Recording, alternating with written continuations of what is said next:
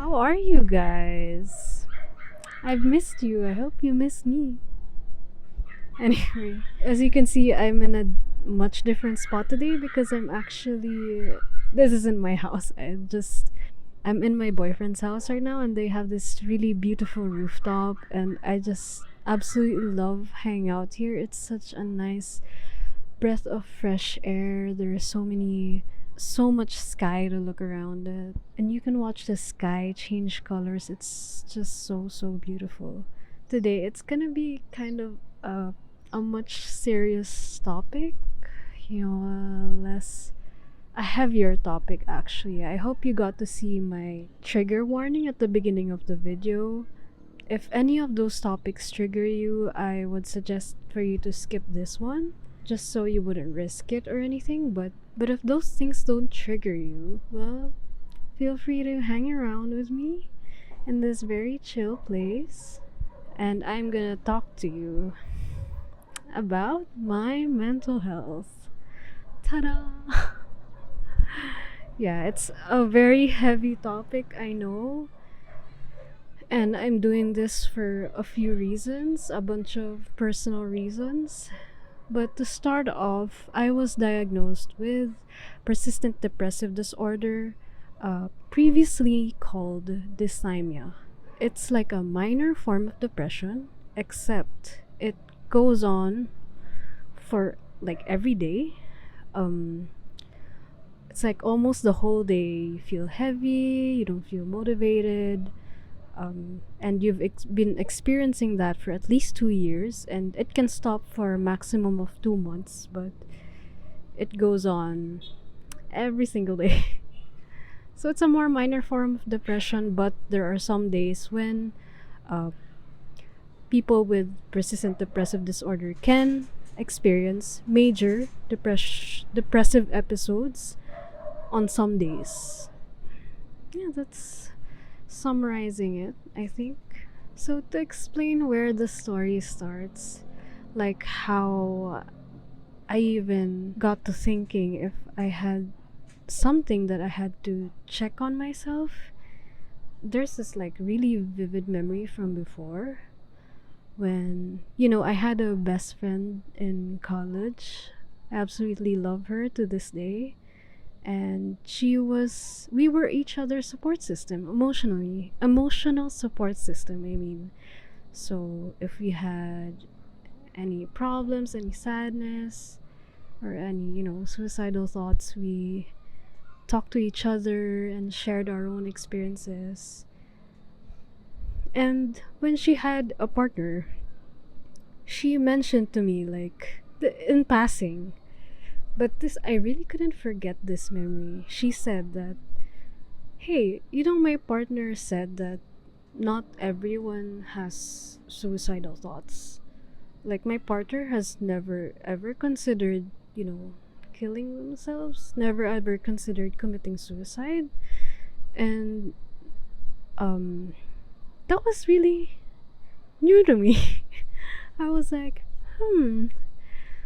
that's possible. I always thought that this was like how everyone was. Like, everyone has their down days, and during their down days, they do consider killing themselves. I know it's not a funny thing, but it just became a funny thing to me now because it felt like, suicidal thoughts became a normal thing to me. But, you know, that was like a revelation, some kind of revelation to me. That was the first sign that I felt that maybe me and my friend had something that not, you know, not everyone had. Like, something we need to check up on. Fast forward to, a few years later, not just a few years, fast forward to a few months from today, 2023. Well, my friend recommended this book. So yeah, it's I Want to Die But I Want to Eat Tteokbokki. So it's actually a Korean Korean novel because tteokbokki is a very delicious Korean dish. The title is a bit funny to me and a bit dark. I started reading it, and then the speaker in this novel had dysthymia. And that was the first time I ever encountered that term. And I went on Googling it. And then immediately, when I saw the definition of dysthymia, I realized that it's this. I could probably have this. I was like, this sounds like me, kind of thing.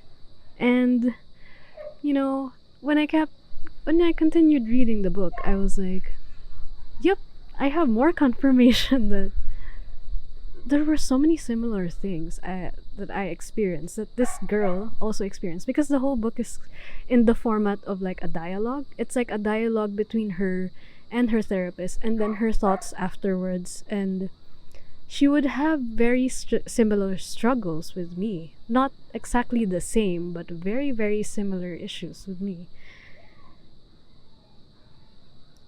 And seeing how she improved and has some form of enlightenment, like knowledge from having those therapy sessions.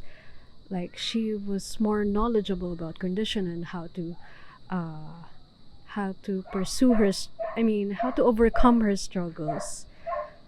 I became more curious about therapy and psychiatry, and I was thinking maybe I should try psychiatry. But to be honest, before I actually tried going to a psychologist, but I realized after the psychology therapy session, psychologists don't diagnose people. So after that session, I still didn't know what my problem was exactly. So I wanted to consult a psychiatrist this time. That was a really loud motorcycle. Anyway, so I wanted to try consulting a psychiatrist this time to have more enlightenment on what it is that I have. And actually, I'm so thankful for my previous co-workers who became my now friends. Um, Before I quit that job, they actually told me about their mental health support system, how they cope with these things. And that's when I learned about the Now Serving app. This isn't a sponsored video of any kind, but I found out that you can have an online consultation with a psychiatrist. I was like, whoa, mind blown. That is so convenient. That's just 1 hour of my day, especially for me, who, my work, with my work today, I have to be at home from 9 a.m. to 7 p.m. because those are my working hours, right? But I do have 2 hour break, but anyway, so I do need to be at home most of the time. So having an option of online consultation is absolutely, oh my god, thank god. And I was like, this is super convenient. I can book online, and like just like that, I can talk to a psychiatrist. Like I have a schedule for a psychiatrist. So that's what I did. And that's when I met my current doctor, which I love so much. She has been very enlightening to me, and she's such a good listener, and not intimidating at all, because that was my problem with my psychologist. He intimidated me a little. His approach to people was a little bit more aggressive than I am used to, because I'm a very gentle spirit. I'm a very sensitive person. I don't, yeah, it just wasn't a good match. But thankfully, my current psychiatrist, she is very kind, very understanding, and a very sensitive person. So yeah, I explained to my psychiatrist the things that I've been experiencing lately, that there were days I just felt so heavy that I did not have motivation at all. It felt like I was crawling to get through the day, to get through the week, to get through the month. So it was very, very heavy. I was suffering deep inside, but sacrificing so much just to give the same quality output to my clients, of course. And Wow, the sky is like really orange. I hope the video isn't that bad. It's the sunset, so the sky is changing colors. Anyway, back to the topic. So I experienced that, and I also experienced times when, even if there's nothing wrong going on in my life, I had this physical pain, heartbreaking pain.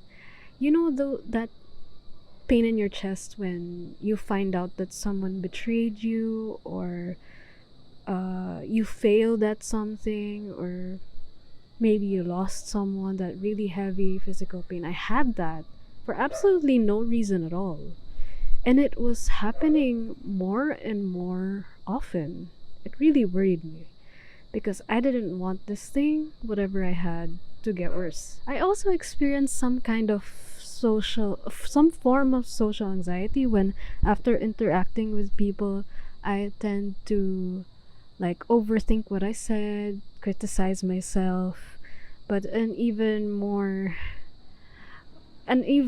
worse form of scenario for me is that there were actually this happened twice in the middle of a social gathering with my boyfriend's friends, different groups of friends, by the way.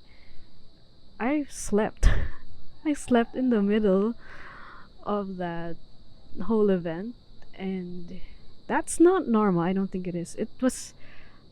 I was having like a very bad depression during that event, and I was having so many negative thoughts and suicidal thoughts that I had to sleep, because whenever I slept, like after waking up, I felt so much better. Like I didn't have suicidal thoughts anymore. So that was my way of coping with it. I slept just so that I can feel normal again while, all the party was going on.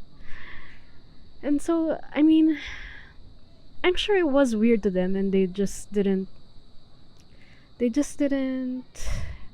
say anything, but it's not normal. And if anyone asked me that time, "Why are you sleeping? Are you okay?"